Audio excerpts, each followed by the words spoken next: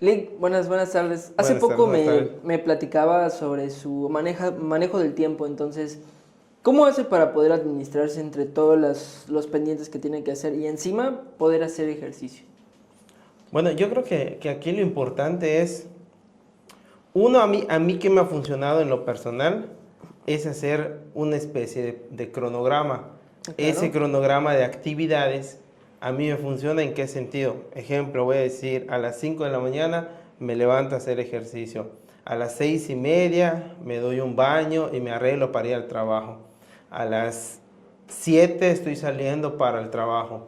A las 8 estoy llegando, desayuno. A las 8:30 ya terminé de desayunar. A las 9 ya ya empiezo a hacer mis actividades.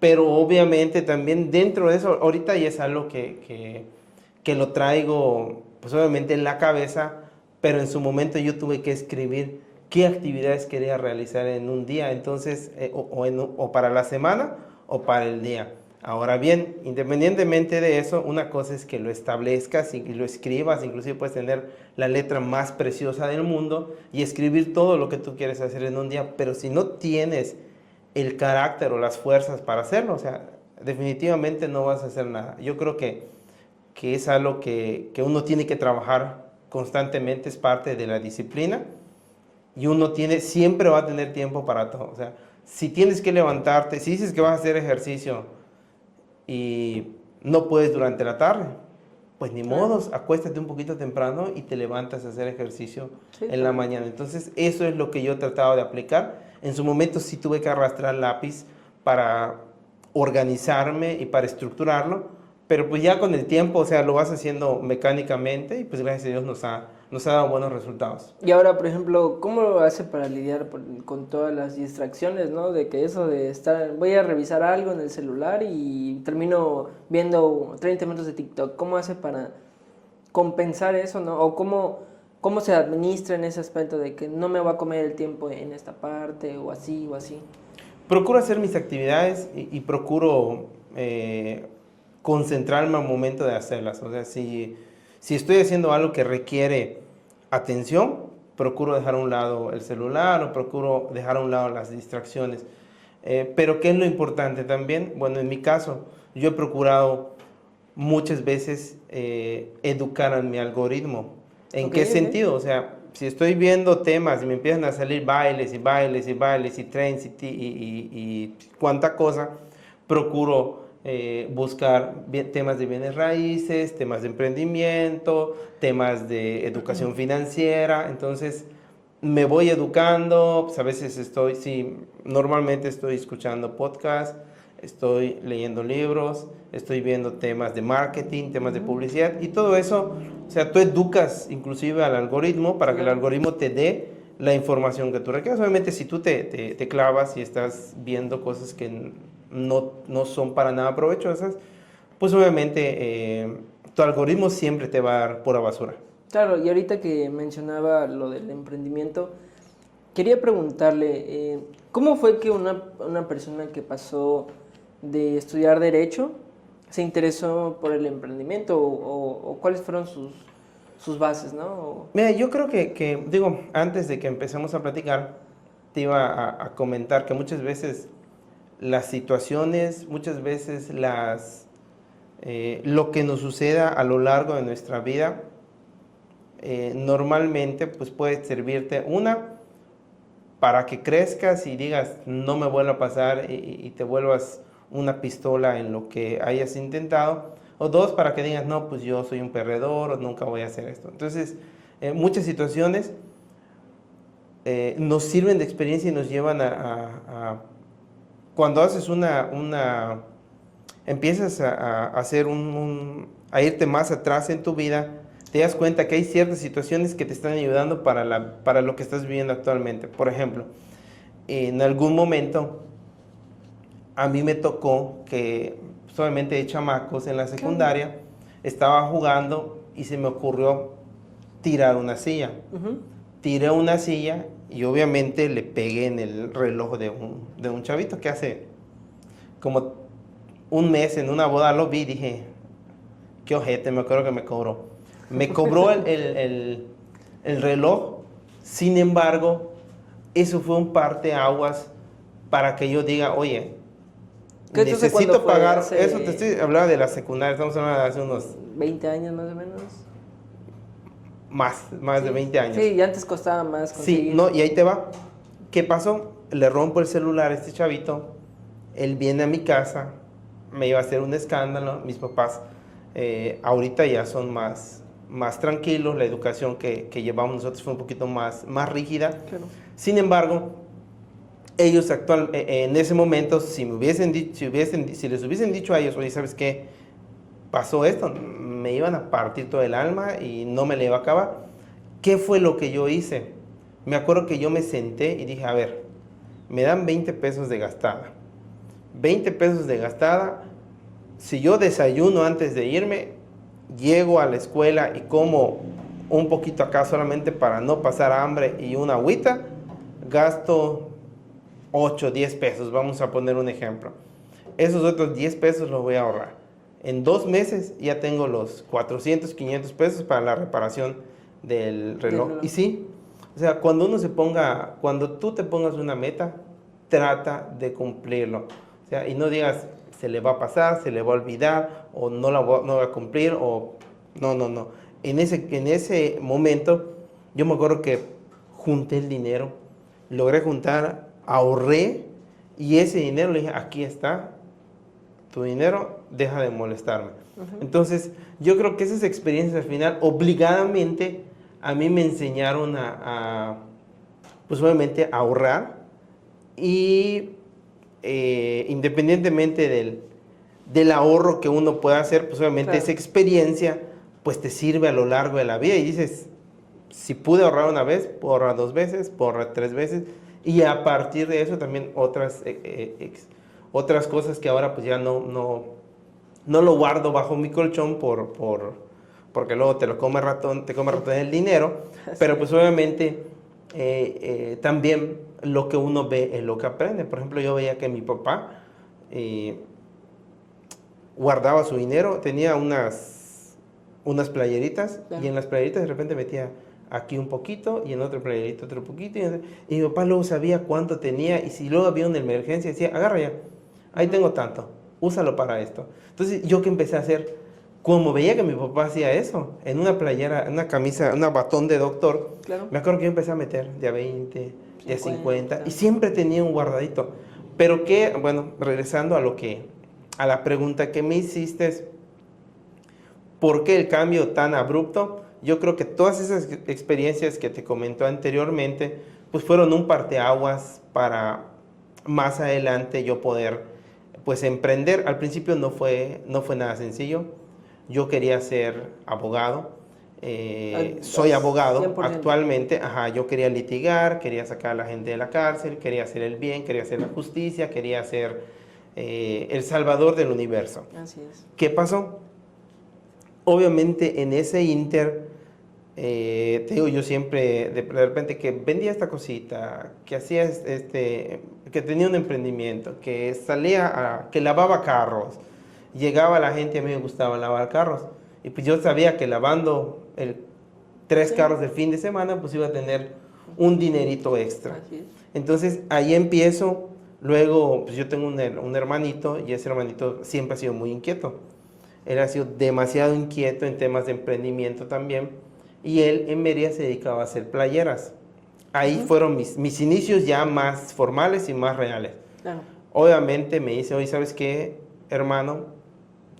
Acá hay una persona que hizo tantas playeras, tiene tanta tela porque no logró vender, y esas telas te las puede convertir en uniformes. Yo ya estaba trabajando, estamos hablando de hace...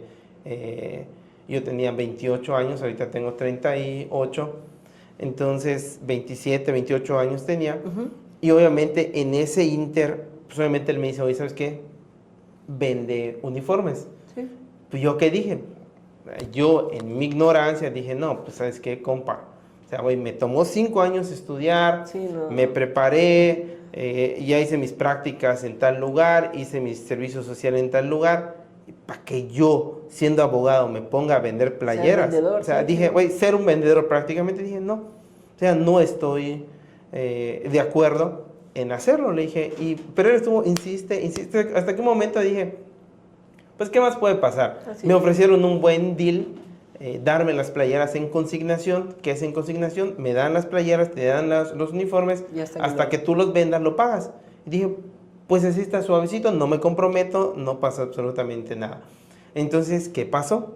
Me dan las playeras, las empiezo a vender y, oh sorpresa, teníamos 2 rollos de tela para hacer tipo polos. Esos 2 rollos en un mes me los acabé.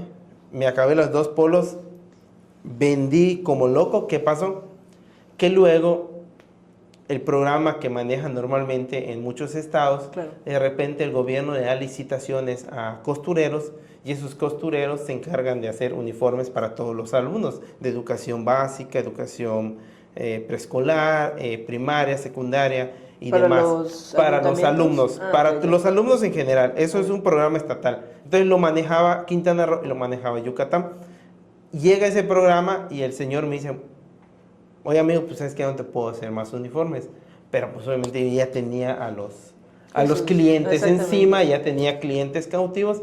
¿Y qué hice? Pues me puse a buscar proveedores de playeras, busqué a Crisalis, que está que hacía, no me acuerdo cómo se llamaban las playeras, pero se llamaba Crisalis la empresa, y empiezo a comprarles uniformes. O sea, le compraba 150, 200 uniformes a la quincena. Entonces logré vestir, yo calculo que un 80-90% del ayuntamiento en ese momento vendía uniformes negros, blancos, azules, amarillos, rojos. Y como normalmente en los ayuntamientos celebran que el día naranja, el día rosa, el día azul, el día del autismo, todos las fechas conmemorativas, pues obviamente se fue un parteaguas para que yo venda uniformes. Y ahí fue donde realmente inicié ya formalmente con el tema de emprendimiento. Ok, y ahora mencionaba hace rato lo económico, ¿no? ¿Cómo hizo para lidiar con las primeras consecuencias económicas de que, ay, ¿y si no lo cumplo? O tal vez a mis proveedores de que si no me pueden cumplir estas cosas. ¿Cómo lo solucionó? Y cómo administró sobre todo su dinero, porque es muy fácil de decir, ah, ya tengo tanto, me lo voy a gastar en tanto. Pues yo creo que al final, yo lo que siempre he dicho, si tú quieres emprender o quieres hacer un negocio, no tienes que esperarte a que las condiciones estén ya fijas, o sea, a que tú tengas todas las condiciones. O si quieres hacer algo, lo que quieras hacer, no tienes que esperar a que, si quieres correr, no, pues hasta que yo tenga unos tenis buenos, hasta que yo tenga unos tenis para pavimento, y hasta que yo tenga el short chido, la playera chida, la gorra padrísima. O sea, no, el reloj que te marca todo, no, tienes que empezar ahora. ¿Qué pasó? Yo empiezo, y por ejemplo en el tema de uniformes, ¿qué es lo que yo empiezo a notar? Digo, obviamente todo se va puliendo y todo lo que se puede medir y todo lo que es observable, pues lo puedes mejorar. Así es. Todo, yo siempre soy de la idea de que lo que tú hagas, si tú obviamente tienes y eres consciente de lo que estás haciendo, lo puedes mejorar sin problema alguno. Entonces, ¿qué pasó? Yo que observé, por ejemplo, en el tema de la venta de playeras, observaba que si yo llevaba las playeras un día después de la quincena, la gente ya no me iba a comprar. Porque, no, pues es que ya gasté mi dinero, ya lo comprometí, hice este pago, hice lo otro. ¿Qué hacía yo? Ponía una parte de las playeras, yo ponía para comprar las playeras, la compraba 3 o 4 días antes. Obviamente yo estaba monitoreando que los proveedores tengan las playeras. Un día antes de la quincena, ¿qué hacía? Levantar el teléfono. Era chamba. Números de teléfono. Oye, papito, me encargaste tantas playeras. Mañana a primera hora te las entrego. Prepara tu dinerito porque es con tu entrega. Entonces, ¿qué hacía? Llevaba las playeras el día de la quincena, me pagaban y yo las entregaba. Entonces yo no tenía ningún problema. Obviamente era una masacre porque pues yo las pedía 4 días antes y como eran 4 logos, uno en el pecho, 2 en los hombros y uno en la espalda, entonces pues era una matazón porque yo tenía que bordar todas las playeras y para bordarlo, como solo era una bordadora de un cabezal, tenía que bordar primero el pecho de todas las playeras. Y ahí me ves toda la noche, toda la madrugada, después de mi hora de trabajo, a bordar, a bordar. Luego a bordarle el brazo, a bordar el otro brazo. Y las tenía listas, empaquetadas, un día antes para entregarlas el día de la quincena. Y así me evitaba muchísimos problemas. Obviamente después de eso ya me empezaron a encargar que gorritas personalizadas, que playeras personalizadas, otro tipo de mercancía que al final, pues al tener el contacto con proveedores textiles, pues tienes la manera de solventarlos Claro. y de cumplir con los clientes. Y ahora, ¿cómo hizo el salto? Porque me imagino que hizo un salto de proveedores a yo poner mi propia imprenta. ¿O su hermano le ayudó en ese aspecto? ¿O cómo hicieron ese salto? Sí, fíjate pues esa parte nos hemos apoyado desde que empezamos a hacer uniformes en Playa del Carmen y llegó un momento donde pues dijimos, oye, tenemos muchos clientes, Así es. ya les habíamos pues obviamente cumplido en uniformes y esos mismos clientes nos empezaron a pedir personalizados lo que te estoy comentando. A raíz de eso tomamos la decisión de poner un localcito. El primer local que pusimos se llamó Plasmic. Okay. Entonces Plasmic fue el primero y fue a raíz de que la demanda ya era mucha y ya necesitábamos tener un lugar fijo para poder hacer las entregas y vernos un poquito más formal. ¿Por qué? Porque no es lo mismo que tú emprendas y estés desde tu casa, en tu cuarto, vendiendo a que tú tengas un local fijo. Claro. Y siempre esa ha sido nuestra idea, o sea, cómo te ven, te tratan. Así Si tú es. dices, no, es que yo soy saxofonista y soy esto y soy lo otro, no sé qué. Ajá, o sea, muy bonito todo, muy chido que seas saxofonista y que ¿por qué te ríes? No te hablaba del amigo. Pero es la realidad, o sea, si tú no dices, o sea, si te ven ensayando en un estudio y que todos tus videos son de estudio profesional, Claro. o sea, la gente te va a ver de otra manera y eso es algo Se transmite. que se transmite y la gente, y tienes que educar también a la gente. Por ejemplo, nosotros como abogados, en su momento, ¿qué hacíamos? O sea, empezamos con un changarrito pequeño. Claro, claro. Y ese changarrito pequeño, nosotros procuramos, obviamente, tenerlo limpio, tenerlo oloroso, o sea, tener todo en orden. Presentable. ¿Y qué pasaba? Nosotros siempre andábamos, y hasta la fecha andamos, camisa manga larga, pantalones de vestir, zapatos en nuestros carros, y hasta parece más Armario, ¿no? armario que coche. ¿Por qué? Porque cuando tenemos que atender a un cliente, tenemos clientes ahorita que pues gracias a Dios son clientes que ya nos conocen de años y pues no importa, aunque vayamos de repente en chanclas o en short, no pasa absolutamente nada, pero hay clientes nuevos con los que tenemos que tratar, que si tú vas fachoso, o sea, te empiezan a ver Sí, de pies a cabeza. Y de repente también otra cosa muy importante, tienes que conocer de tu tema y de muchos temas. ¿Por qué? Porque hay clientes, digo, esto ya es un poquito más como estrategias ya que se hacen en la práctica, porque normalmente los clientes te preguntan, oye, ¿cómo ves la economía? ¿Y cómo ves a la presidenta? Sí. ¿Y cómo ves al presidente? ¿Y cómo ves este tema, la seguridad? ¿Y cómo ves el tema inmobiliario? ¿Y cómo ves esto? ¿Y cómo ves lo otro? O sea, y la gente te pregunta, y si tú te quedas callado y no buscas qué contestarle o no sabes qué contestarle, pues obviamente la gente, lejos de ir sumando puntos a tu favor para que luego te puedan contratar, va restando y me dice, pues él no sabe nada, o sea, ya a la gente le gusta y hay mucha gente que he visto los empresarios, no me he sentado con un solo empresario que no te pregunte 100,000 cosas. O sea, siempre te preguntan muchísimas cosas y siempre, pues obviamente ellos están buscando también qué información recolectar que les pueda servir para sus negocios. Entonces, uno tiene que saber de todo. Obviamente, eso es algo que yo, en lo personal, y en algún momento, pues me negaba a aceptarlo, pero pues conforme vas creciendo, Sí, conforme vas avanzando, te vas dando cuenta que es algo totalmente necesario. Ahora, por ejemplo, hablando de empresarios y negocios, ¿cómo, bueno, no sé si ha tenido algunos detalles con personas que se hayas asociado al momento de iniciar justamente estos proyectos? Sobre todo, porque mencionaba, por ejemplo, lo del despacho, o lo de la imprenta, entonces no sé si ha tenido esos detalles y cómo lo ha manejado, o sea, cómo ha manejado ese tipo de situaciones. Fíjate que normalmente la mayoría de emprendimientos o negocios que he realizado, tengo la bendición y la dicha de hacerlos con mi hermanito. Ujú. Entonces, muchas veces la gente dice, no hagas negocio con la familia porque puede salir mal y no va a prosperar. Puede pasar. Pero yo soy, digo, a muchos les ha pasado, les han tenido muy malas experiencias, pero en mi caso ha sido todo lo contrario. Ok. Todos los negocios y y todo lo que hemos emprendido ha sido de la mano, solamente, primeramente de Dios y de mi hermanito. Entonces, no hemos tenido problema, al contrario, pues como todos, con tu hermano te peleas, pero al final es tu sangre, es tu hermano y lo vas a defender a capa de espada y se van a defender a capa de espada. Entonces, no hemos tenido mayor problema. Si en algún momento hemos emprendido ciertas cosas acompañados de otros amigos, pero pues gracias a Dios no han prosperado y obviamente como que nos quedamos en el inicio, pero de ahí en fuera, o sea, no hemos tenido problema alguno.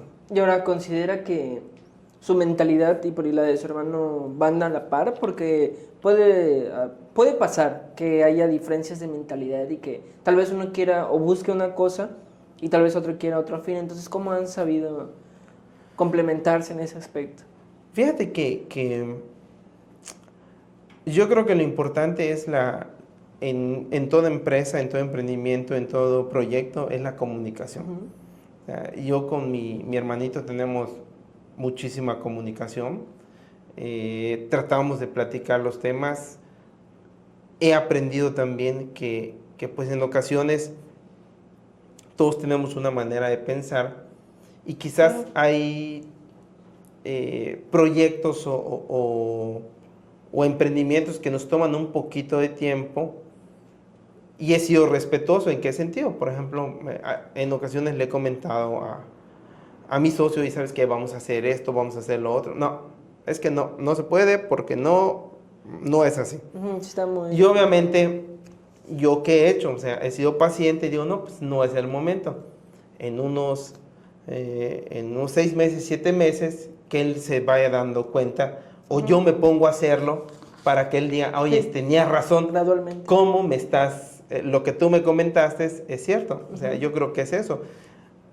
Siento que en este momento lo que nos podría ayudar y lo que nos ha faltado, incluso porque pues hemos dado de saltos a saltos, pero ahorita necesitamos dar uno un poquito más grande. Claro. ¿Y cómo lo vamos a lograr? Yo soy de la idea y todavía eso está en stand-by, es el hecho de contratar a gente que tenga los perfiles para hacer que nosotros demos el salto. Ok. O sea, ¿en qué sentido? Por ejemplo, llegamos a un punto que con toda la gente que tenemos, con toda la gente que colabora con nosotros, nos topamos. ¿Por Sí. qué? Porque se acostumbran a que, pues gano mi sueldito, trabajo de 9 a 5 y mis funciones y mis obligaciones son de aquí para acá. Sí, no haces Y más. y no tienen el conocimiento tampoco y no se interesan por tenerlo. Entonces, ahí sí, y en este momento de nuestras vidas, yo siento que sí necesitamos una persona o varias, contratarlas para dar el salto más arriba, o sea, para tener las cosas más estructuradas, más organizadas, ya tenemos, pero como que yo me siento en lo personal un poquito topado, pero pues yo sé que es poco a poco todo este procedimiento. Sí.